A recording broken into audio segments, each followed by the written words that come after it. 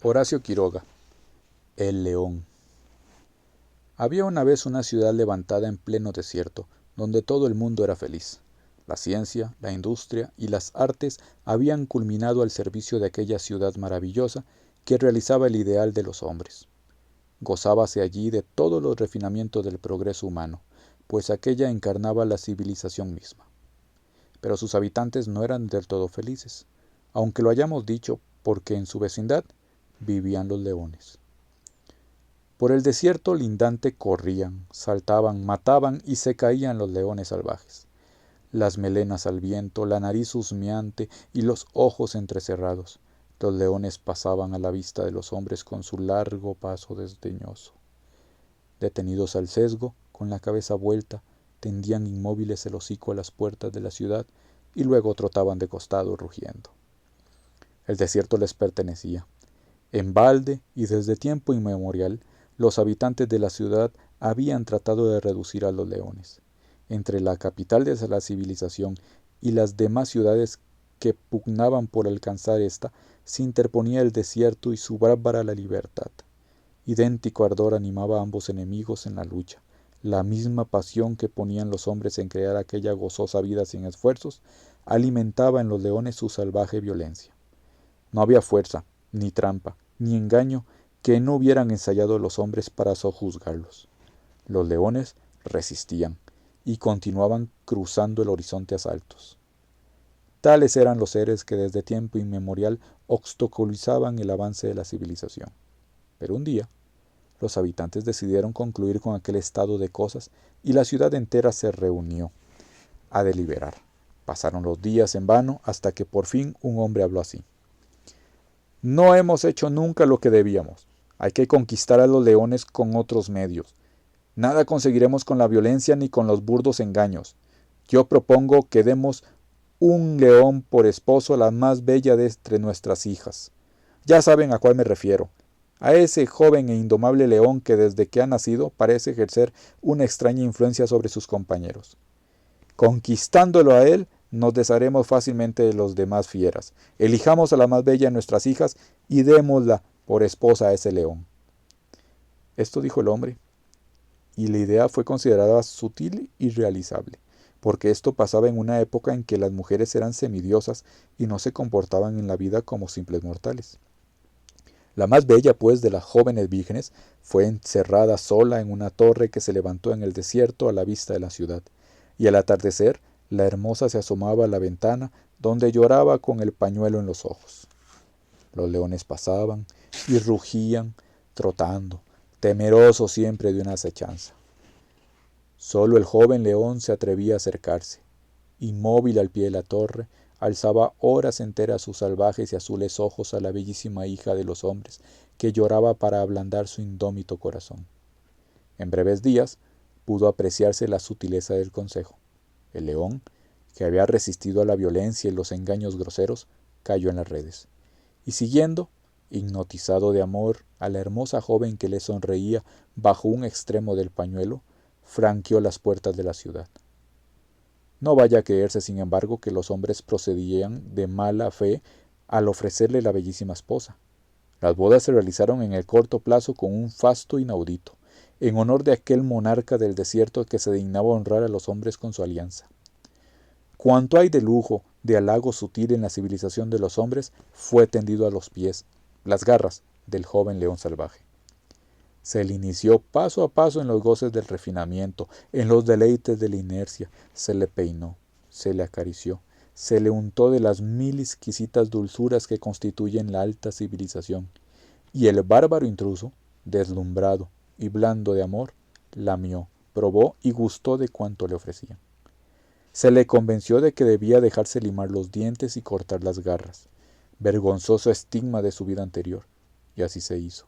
Aprendió a amar los muelles, cojines, a sentarse a la mesa con la servilleta sobre los muslos, a quejarse de calor en días apenas tibios y a disimularse en el fondo del palco para dejar sitio a las señoras en el antepecho.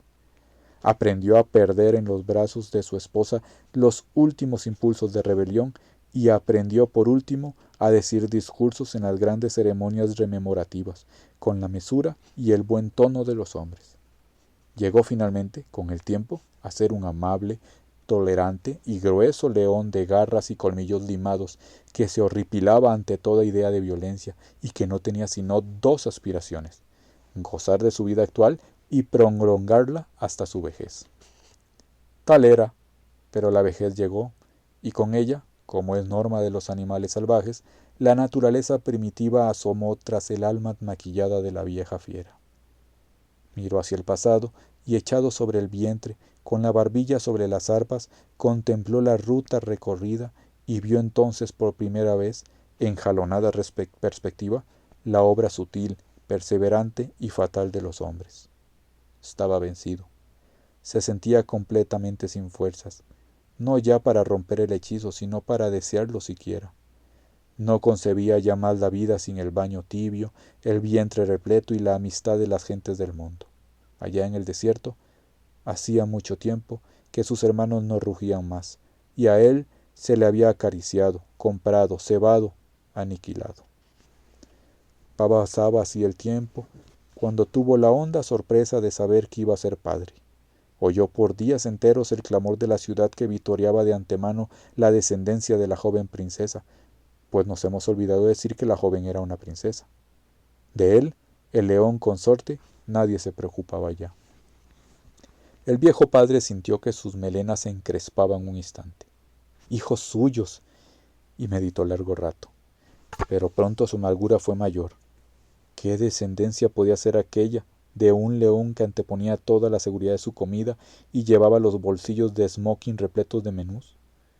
La madre de sus hijos era una hija de los hombres. Sus descendientes serían lamentables monstruos, ya atrofiados y vencidos antes de nacer.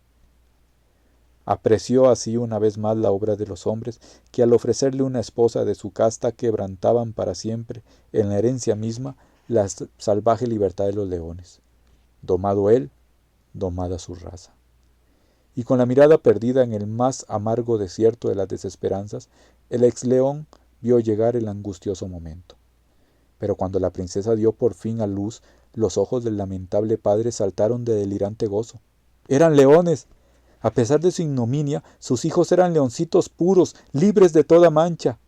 Sí, amigos, eran leoncillos, desde el tierno hociquito hasta la punta de la cola, y con dientes agudísimos de seres salvajes. Antes que el clamor levantado por el terrible acontecimiento se hubiera desvanecido, el viejo león arrebataba a su cría y huía con ella mientras en palacio se desvanecía poco a poco el tumulto.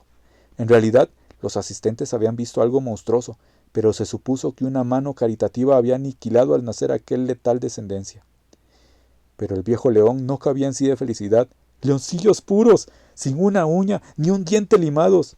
El destino de las razas venideras era, pues, superior a su flaqueza de gordo león repleto que había trocado sus garras por un mantel, cuando la libertad le concedía aún 2 cachorritos libres de toda mancilla, y los criaba en el más completo misterio, viviendo con ellos cuanto le era posible.